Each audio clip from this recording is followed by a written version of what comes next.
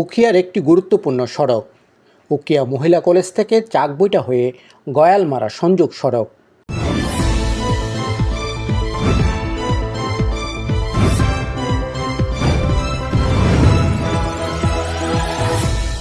দুই বছর ধরে এই সড়কের একটি অংশ পড়ে আছে অসমাপ্ত, কারণ একটি শতবর্ষী গাছ। হ্যাঁ, একটি গাছকে ঘিরেই থমকে আছে পুরো উন্নয়ন কাজ।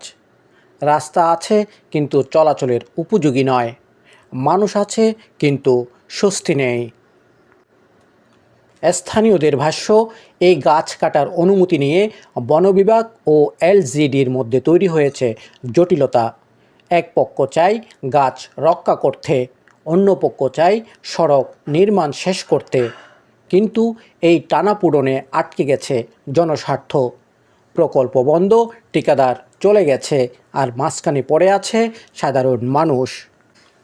এই সড়ক শুধু একটি রাস্তা নয়, এটি কয়েকটি গ্রামের মানুষের জীবনরেখা। বর্ষা এলেই কাদায় ডুবে যায় পথ। স্কুল কলেজগামী শিক্ষার্থীরা পড়ে চরম ভোগান্তিতে। রোগী পরিবহন হয়ে ওঠে ঝুঁকিপূর্ণ। প্রশ্ন একটাই, এই দুর্ভোগের দায় কে নেবে? একটি গাছ অবশ্যই মূল্যবান, পরিবেশ রক্ষায় এর গুরুত্ব অপরিসীম।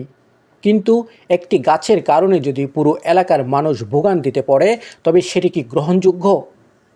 উন্নয়ন আর পরিবেশ, এই দুইটির মধ্যে সংঘাত নয়, সমন্বয় প্রয়োজন।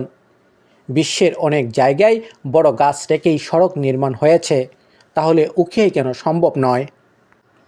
সমাধান আছে, প্রয়োজন শুধু দ্রুত সিদ্ধান্ত ও সমন্বয়। গাছ সংরক্ষণ করে বিকল্প নকশা অথবা বিশেষজ্ঞের মাধ্যমে নিরাপদ স্থানান্তর, দুটিই হতে পারে পথ। কিন্তু সময় চলে যাচ্ছে, বর্ষা দরজায় কড়া নাড়ছে। এখন এই সিদ্ধান্ত না নিলে ভোগান্তি আরও বাড়বে। একটি গাছ নাকি হাজার মানুষের কষ্ট?